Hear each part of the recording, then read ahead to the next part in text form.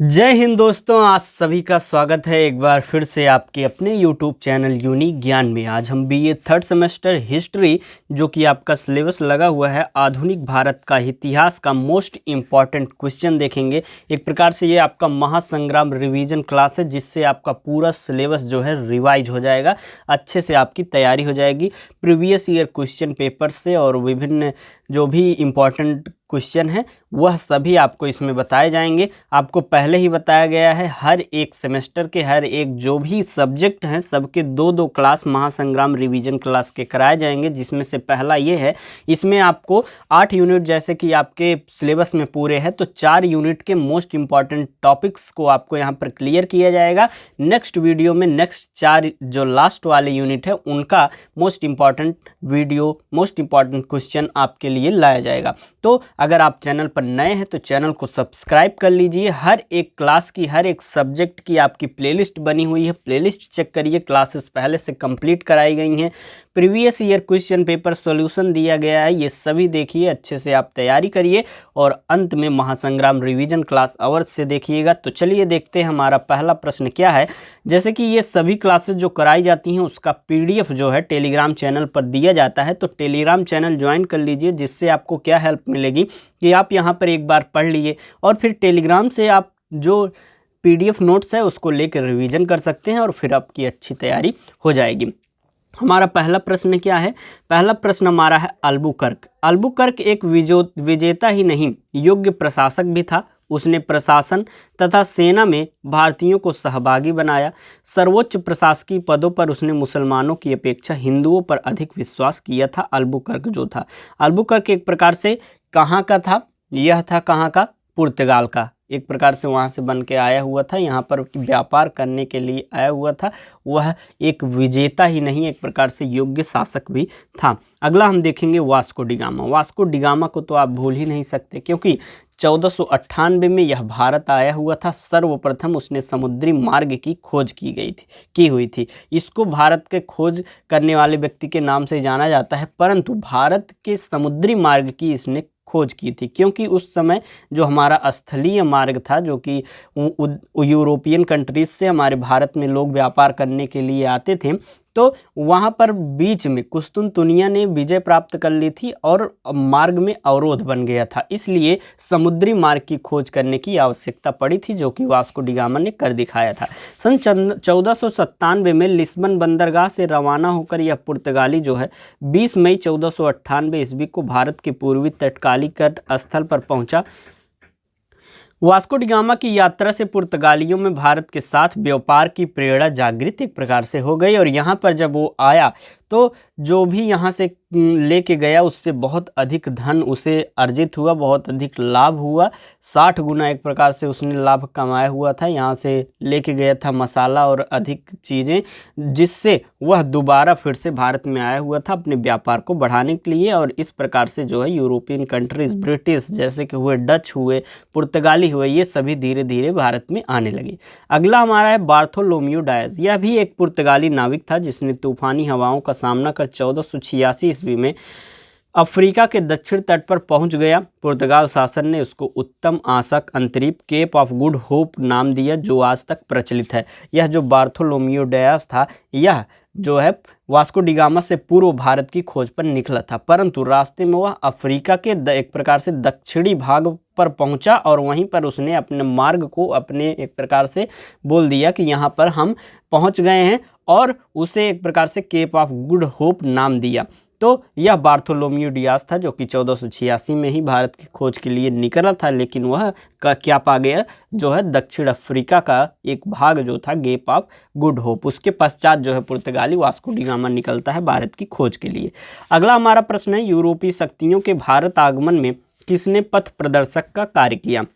यूरोपीय शक्तियों के भारत आगमन में पुर्तगाल ने पथ प्रदर्शक का कार्य किया, क्योंकि समुद्री मार्ग का खोज किसने किया था?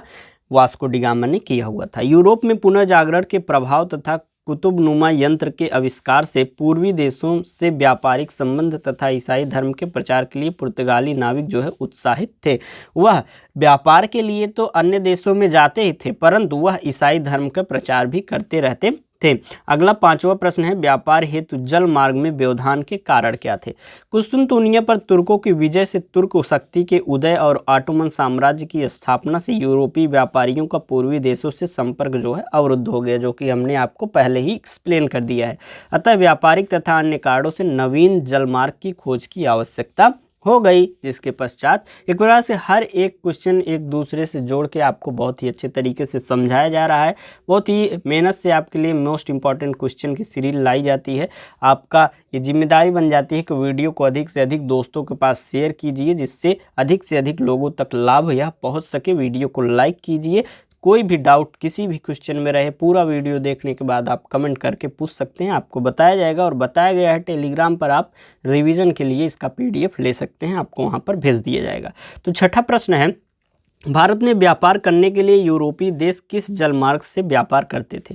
अरब सागर, फारस की खाड़ी तथा लाल सागर होकर भूमध्य सागर के सिकंदरिया बंदरगाह पर तक जलपोत से व्यापार होता था। यहाँ से यूरोप के व्यापारी वेनिस और जेनेवा होकर यूरोप के देशों को सामान वह पहुँचाते थे। 7वां प्रश्न हमारा है, भारत में यूरोपीय देशों का व्यापार किन स्थल मार्गों से होता था? भारत में यूरोपीय देशों का मार्ग जो है अफगानिस्तान तथा मध्य एशिया होकर कैस्पियन तथा काला सागर होकर कुस्तुनतुनिया, ईरान तथा सीरिया होकर भूमध्य सागर के लेवांत तक के मार्गों से होता था। 8वां प्रश्न हमारा है, डच एवं पुर्तगाली के मध्य संघर्ष के क्या कारण थे? सन 1595 में डच कोर्नेलियन हाउटमैन आशा अंतरिप पर जाकर जावा जा पहुंचता है। यह प्रयास पुर्तगाल के एकाधिकार पर आक्रमण था। सन 1597 में हॉलैंड लौटने पर डचों में पूर्वी देशों में व्यापार करने की इच्छा प्रबल हुई, अतः डचों ने पुर्तगालियों से संघर्ष करने का विचार किया।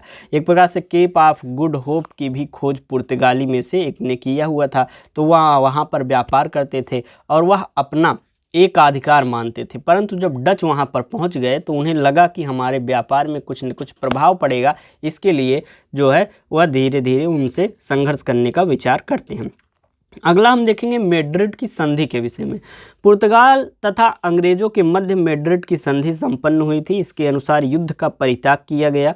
इस संधि का प्रभाव भारत स्थित पुर्तगाल तथा अंग्रेज केंद्रों पर भी पड़ा हुआ था। 10वां प्रश्न हमारा है, डुप्ले। सन 1742 में डुप्ले फ्रांसीसी गवर्नर बनकर आया हुआ था। डुप्ले एक साम्राज्यवादी प्रवृत्ति का व्यक्ति था। सन 1742 के बाद डुप्ले शांतिपूर्वक व्यापार करने के स्थान पर फ्रांस की शक्ति में वृद्धि करने लगा। डुप्ले की साम्राज्यवादी नीति से फ्रांसीसी अंग्रेज संघर्ष का सूत्रपात हो गया। जैसे कि वह व्यापार को छोड़कर, शांतिपूर्वक जो व्यापार करता था उसको छोड़कर वह अपनी शक्ति को वृद्धि करने लगा एक प्रकार से। तो इसके कारण अंग्रेजों और जो है फ्रांसियों के बीच में क्या हो गया, संघर्ष का एक प्रकार से आरंभ हो गया। अगला प्रश्न हमारा है 11वां, सर टॉमस रो की आप व्यापारिक अनुमति से अंग्रेजों के किन क्षेत्रों में व्यापारिक केंद्र स्थापित हो गए? सर टॉमस रो विद्वान थे, वाक्पटु, अध्यवसायी और प्रतिभाशाली व्यक्ति थे। उसने अपने प्रयत्नों द्वारा शांतिपूर्वक व्यापार करने संबंधी अनुमति सम्राट से प्राप्त कर ली और इसके फलस्वरूप सूरत, भड़ाच, अहमदाबाद और आगरा में अंग्रेजों के व्यापारिक केंद्र को इन्होंने स्थापित किया। अगला प्रश्न है, बहुत ही मोस्ट इम्पॉर्टेंट ये प्रश्न है, वांडीवास का युद्ध कब हुआ? आपसे पूछा जाता था, किसके किसके बीच हुआ ये पूछा जाता है। तो वांडीवास का युद्ध आप समझें, 22 जनवरी 1960 ईस्वी को वांडीवास का युद्ध जो है अंग्रेजों एवं फ्रांसीसियों के मध्य युद्ध हुआ था और इस युद्ध में फ्रांसीसियों की पराजय हुई थी और बुशी को कैद कर लिया गया था। सिराजुद्दौला के विषय में जाने तो सिराजुद्दौला जो अपने नाना अलीवर्दी खां के उपरांत राज सिंहासन पर 1756 में आसीन हुआ था। इसके नाना कौन थे? अलीवर्दी खां, और जो है वह 1756 में इस पे आसीन हुआ था राज सिंहासन पर। सिराजुद्दौला में पर्याप्त गुण और पर्याप्त दोष विद्यमान थे। वह अंग्रेजों की नीति का उसी प्रकार शिकार बना जिस प्रकार दक्षिण के कुछ राजा तथा अन्य नवाब शिकार बने हुए थे। 14वां प्रश्न है, सिराजुद्दौला और अंग्रेजों के मध्य संघर्ष के क्या कारण थे? पहला तो सबसे बड़ा कारण था जो है अंग्रेज बहुत षड्यंत्र करने लगे थे। वह व्यापार के जगह पर अपनी शक्ति को बढ़ा रहे थे, साम्राज्यों को वह हथिया रहे थे और एक प्रकार से यह सब करने के लिए विभिन्न हथकंडे अपना रहे थे, षड्यंत्र वह रच रहे थे। तो दूसरा क्या है, व्यापारिक सुविधाओं का दुरुपयोग वह कर रहे थे। तीसरा है बस्तियों की वह किलेबंदी कर रहे थे। चौथा है अलीवर्दी खां की चेतावनी जो है वो किसको दी हुई थी? अलीवर्दी खां ने चेतावनी दी हुई थी सिराजुद्दौला को, और उसके कारण जो सिराजुद्दौला है पहले से सतर्क रहता है। अंग्रेज़ों से नवाब को एक प्रकार से शंका हो गई कि नवाब जो है हमारे व्यापार में बाधा बनेगा, हम जो अपने एक प्रकार से किलेबंदी कर रहे हैं इन सभी चीज़ों में बाधा पड़ेगा। नवाब का निरादर उन्होंने किया हुआ था अंग्रेज़ों ने, और कलकत्ते का आकर्षण जो है वह एक प्रकार से इस युद्ध का कारण बनता है, इन दोनों के बीच में संघर्ष का कारण बनता है। अगला प्रश्न है अलीनगर की संधि कब और किसके बीच हुई थी? 9 फरवरी 1757 ईस्वी को अंग्रेज़ों और सिराजुद्दौला के मध्य अलीनगर की संधि हुई थी। किसके किसके मध्य? अंग्रेज़ों और सिराजुद्दौला के मध्य 1757 में अलीनगर की संधि हुई थी, और इस संधि के अनुसार उन सुविधाओं का अनुमोदन कर दिया गया जो अंग्रेज़ों को दिल्ली सम्राट से प्राप्त हुई थी। 16वां प्रश्न हमारा, सिराजुद्दौला और अंग्रेज़ के मध्य संघर्ष के क्या कारण थे? ये तो आपने देख लिया है। अंग्रेज़ों का षड्यंत्र, व्यापारिक सुविधा, द्विस्तियों की किलेबंदी, अर्दियों व अलीवर्दी खां का चेतावनी, अंग्रेज़ों ने से नवाब को शंका, नवाब का निरादर, और कलकत्ते का आकर्षण। अगला प्रश्न अलीनगर की संधि, यह भी आपने देख लिया है। 18वां प्रश्न हम देखेंगे, पानीपत का तृतीय युद्ध कब और किसके बीच हुआ? पानीपत का तृतीय युद्ध अहमद शाह और मराठों के बीच 14 जनवरी 1761 ईस्वी को प्रारंभ हुआ था। किसके किससे? अहमद शाह अब्दाली और मराठों के बीच में हुआ था। कब हुआ था, कब प्रारंभ हुआ था? 14 जनवरी 1761 ईस्वी को प्रारंभ हुआ था। इस युद्ध में मराठों को पराजय का सामना करना पड़ा था। मराठों को इस युद्ध से भारी क्षति एक प्रकार से हुई थी, और इस पराजय से उनका उत्तर भारत में राजनीतिक प्रभाव जो है समाप्त सा हो गया था। किसका? मराठों का। कब हुआ था? ये बहुत मोस्ट इंपॉर्टेंट है, आप इसको अच्छे से याद कर लीजिए। 14 जनवरी 1761 को किसके किसके बीच? अहमद शाह अब्दाली और मराठों के बीच पानीपत का तृतीय युद्ध हुआ था। पानीपत के तृतीय युद्ध में मराठों के पतन के क्या कारण थे? पहला था उनमें संगठन का अभाव था, योग्य नेतृत्व का अभाव था, दोषपूर्ण सैन्य संगठन था, अनिश्चित आर्थिक व्यवस्था थी, अंग्रेजों की गुप्तचर व्यवस्था थी, देसी शक्तियों से शत्रुता और जनता का असहयोग देखने को मिला, जिससे मराठों का पानीपत के तृतीय युद्ध में क्या हुआ? पतन हुआ। प्लासी का युद्ध, प्लासी का युद्ध जो है वह 23 जून 1757 ईस्वी को नवाब तथा कंपनी की सेना के मध्य हुआ था। किसके किसके बीच? नवाब के बीच और कंपनी की सेना के बीच में हुआ था।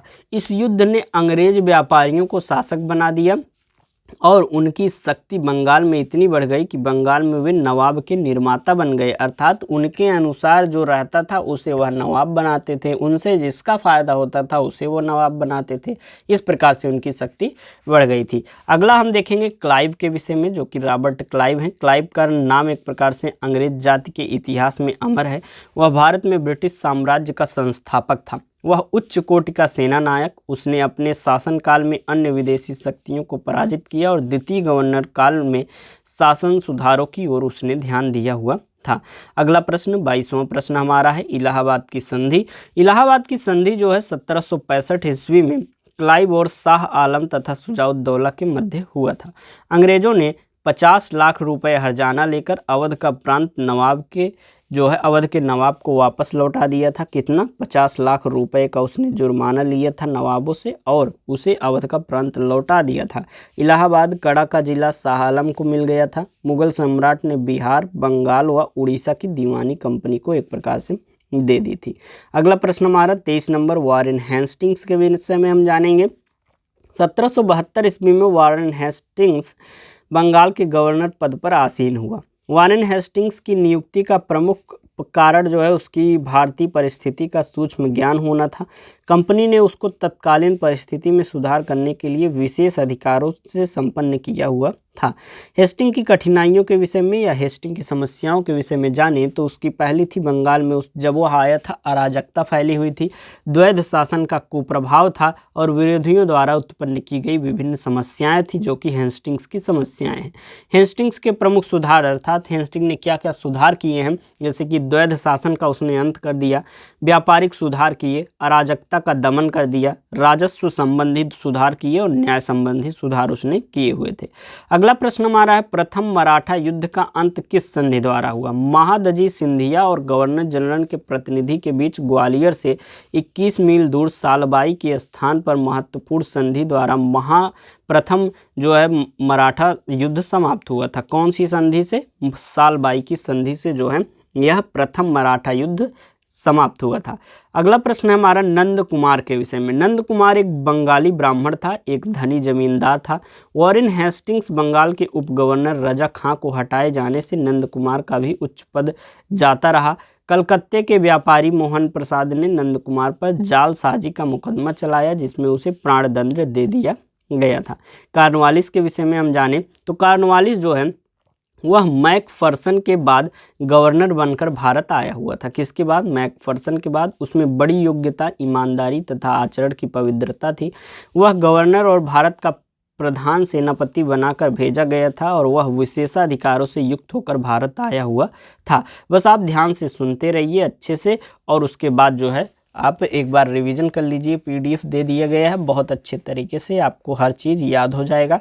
अगला प्रश्न हमारा 29 नंबर। कॉर्नवालिस ने सिविल व सैनिक विभाग की नौकरियों में क्या सुधार किए हुए थे? या फिर प्रश्न आ सकता है कॉर्नवालिस ने नौकरियों में क्या सुधार किए थे? उसने पहला सुधार किया था कर्मचारियों की बेईमानी को दूर कर दिया था। दूसरा क्या सुधार किया था? वेतन में वृद्धि कर दी। व्यक्तिगत व्यापार का दमन तथा निरर्थक पदों का उसने उन्मूलन कर दिया। योग्य अफसरों की नियुक्ति की और शासन की उत्तम व्यवस्था का उसने संगठन किया हुआ था। 30वां प्रश्न हमारा है कॉर्नवालिस की न्याय व्यवस्था की सबसे बड़ी कमी क्या थी? लॉर्ड कॉर्नवालिस की न्याय व्यवस्था की सबसे बड़ी कमी यह थी कि उसमें मुकदमे का फैसला होने में विलंब होता था और न्यायालय की शरण लेना साधारण लोगों के काफ़ी पेचीदा था।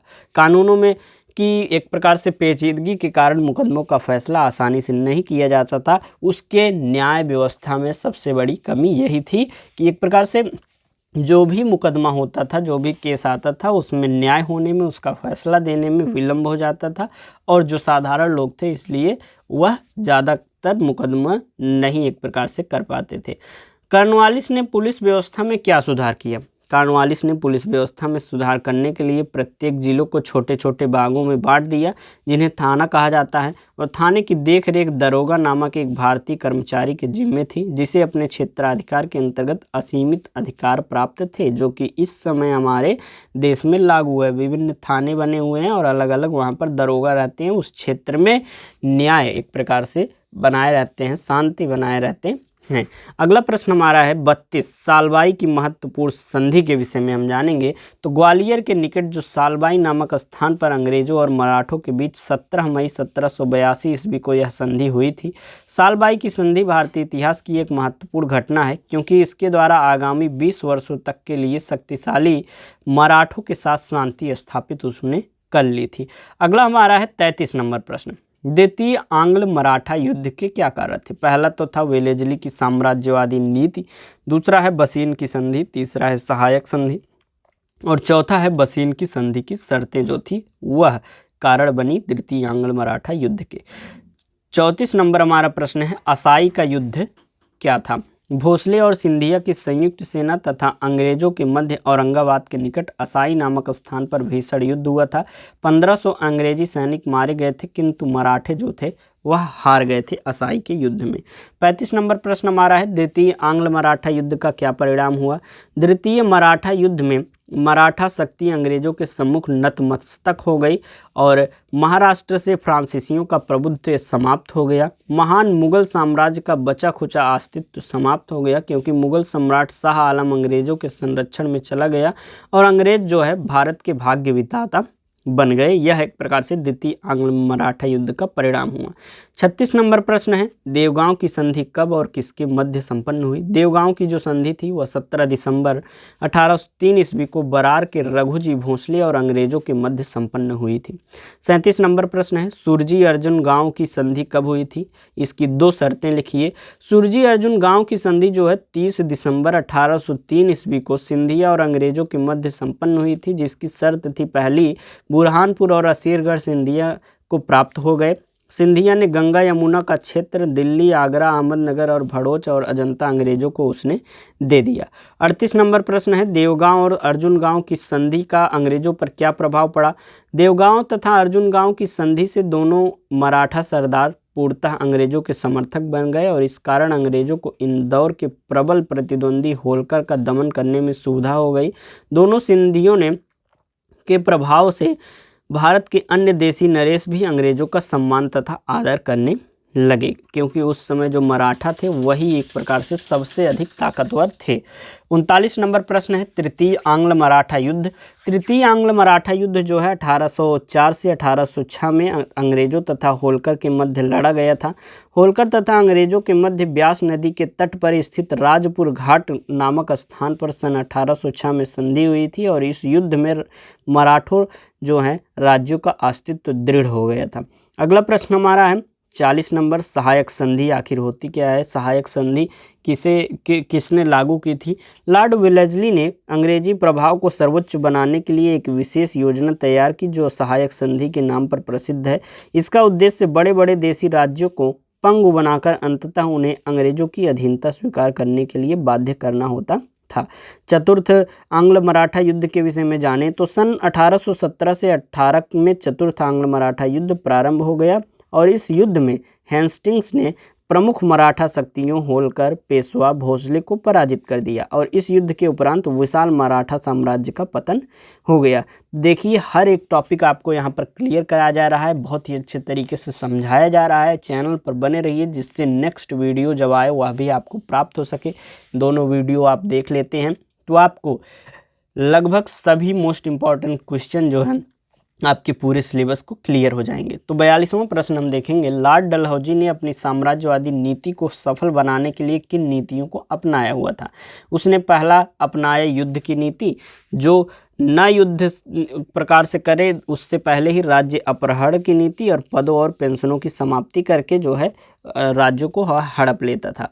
डलहौजी ने पंजाब का विलय कब एवं कैसे किया? 1848 ईस्वी में दूसरे आंग्ल सिख युद्ध में सिखों को पराजित करने के बाद सर हेनरी लॉरेंस तथा एलन बरा का विरोध होते हुए भी डलहौजी ने 19 मार्च 1849 ईस्वी को पंजाब को अंग्रेजी राज्य में मिला लिया था। 44वें प्रश्न की बात करें तो 44वां प्रश्न है, गोद निषेध सिद्धांत क्या है? गोद निषेध सिद्धांत का अर्थ है कि कोई भी देशी नरेश ब्रिटिश सरकार की आज्ञा के बिना किसी को गोद नहीं ले सकता, अतः अंग्रेजों की अस्वीकृति के बिना गोद लिया हुआ पुत्र देशी नरेश के राज्य का उत्तराधिकारी नहीं हो सकता। अर्थात जैसे कि कोई राजा है, उसके पुत्र नहीं है और वह गोद लेकर उसे राजा बना देता है, अपना उत्तराधिकारी बना देता है, तो ऐसा नहीं कर सकता है। यही गोद निषेध का सिद्धांत था। अगर वह लेना चाहे तो अंग्रेजों की स्वीकृति लेनी होगी। अगला प्रश्न हमारा है 45 नंबर, गोद निषेध सिद्धांत के अंतर्गत कौन कौन से राज्य अंग्रेजी राज्य में मिला लिए गए? सतारा, नागपुर, झांसी, संभलपुर, जैतपुर, बरार, करौली, उदयपुर गोद निषेध सिद्धांत के अंतर्गत अंग्रेजी राज्य में ये सभी मिला लिए गए थे। शासन में गड़बड़ी के आधार पर किस राज्य को डलहौजी ने अंग्रेजी में मिला लिया था? उसने जो है लॉर्ड डलहौजी ने अवध के नवाब पर आरोप लगाया कि अवध के शासन में गड़बड़ी है और इस आधार पर डलहौजी को अवध को एक प्रकार से अंग्रेजी साम्राज्य में मिला लिया था। डलहौजी के बरार के साथ कैसा बर्ताव किया था? डलहौजी के निजाम पर, हैदराबाद के निजाम पर कंपनी का ऋण था जिसे न दे सकने के कारण डलहौजी ने बरार प्रदेश को उससे छीन लिया और अंग्रेजी राज्य में उसने मिला लिया था।